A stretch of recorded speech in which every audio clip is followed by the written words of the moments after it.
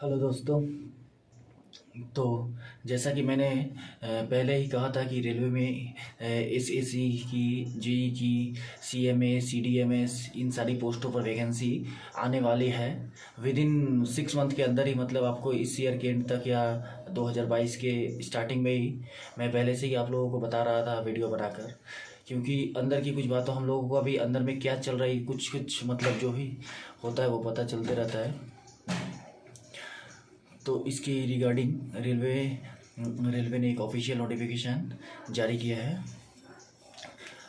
तो ये इसमें रेलवे ने सीएमए और सीडीएमएस इन दोनों पोस्ट को फिर से रीस्टार्ट करने के लिए एक नोटिफिकेशन जारी कर दिया है।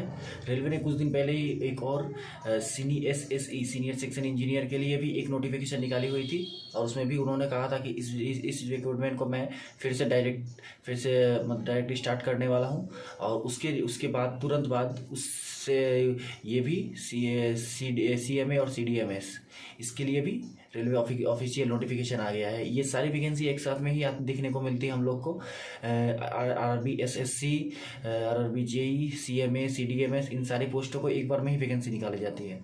तो आप देख सकते हैं कि पिछले ये भी वैकेंसी 3-4 सालों पिछले बंद थी 3-4 सालों से। तो धीरे धीरे इनको भी फिर से रीस्टार्ट कर रही है वैकेंसी। और कुछ दिन पहले नोटिफिकेशन निकाली थी एसएससी के रिगार्डिंग, फिर आज इसके सीएमए सीडीएमएस के रिगार्डिंग। तो इससे आप लोगों को मतलब पता तो चल ही जाना चाहिए कि रेलवे इस चीज़ को लेकर मतलब रेलवे को ज़रूरत है स्टाफ की। ये बहुत दिन से, क्योंकि सीनियर सेक्शन इंजीनियर की एग्ज़ाम बहुत दिन से बंद है, तो इस पोस्ट में भी बहुत सारी वैकेंसी खाली है। तो ये इस एग्ज़ाम को रेलवे आप लोगों को बहुत जल्दी नोटिफिकेशन देखने को मिल जाएगी। इस ईयर की एंड तक ही नोटिफिकेशन देखने को मिलने के चांस है मैक्सिमम। और तो फिर अच्छा, इसकी एलिजिबिलिटी है आपको सीएमए और सीडीएमएस, इसके लिए आपको ये बीई बीटेक और या फिर उस साथ में ही आपको ये होना चाहिए केमिस्ट्री और फिजिक्स रहना चाहिए, मिनिमम 45%। और इसके लिए एज हो गए आपके 33 साल। कहीं कहीं आपको 32 साल भी देखने को मिल जाते हैं, लेकिन इसके लिए 33 साल एज होते हैं। और आपको ओबीसी वालों के लिए 3 ईयर रिलैक्सेशन होता है, और SC ST वालों के लिए 5 ईयर होता है। तो और नॉर्मली वही बीटेक जेई के लिए आप ये डिप्लोमा वाले एलिजिबल हैं, डिप्लोमा और बीटेक वाले भी एलिजिबल हैं। और आपको ब्रांच हो जाएगी इलेक्ट्रिकल, मैकेनिकल, इलेक्ट्रॉनिक्स, सिविल, इन सभी ब्रांच से। और एसएससी के लिए भी इन सभी ब्रांच से ही होंगे।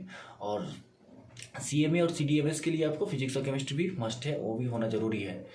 तो आप देख सकते हैं रेलवे लगातार एक के बाद एक नोटिफिकेशन निकालते जा रही है इस एग्ज़ाम के रिलेटेड, क्योंकि इस एग्ज़ाम मतलब इसकी वैकेंसी रेलवे सबसे पहले निकालने वाली है। और बहुत जल्द ही आपको इसकी वैकेंसी देखने को मिलेगी। फिर आस्ते आस्ते धीरे धीरे जैसे जैसे सिचुएशन सही होगा, फिर रेलवे और सारी वैकेंसी बाद में देगी। लेकिन इसके रिगार्डिंग रेलवे मतलब बोल सकते हैं आप कि रेलवे के अंदर ही बहुत ज़रूरी है, क्योंकि रेलवे बार बार एक एक करके इसके बारे में ही नोटिफिकेशन निकालती जा रही है और बोल भी रही है कि इसके लिए हम डायरेक्ट रिक्रूटमेंट करने वाले हैं।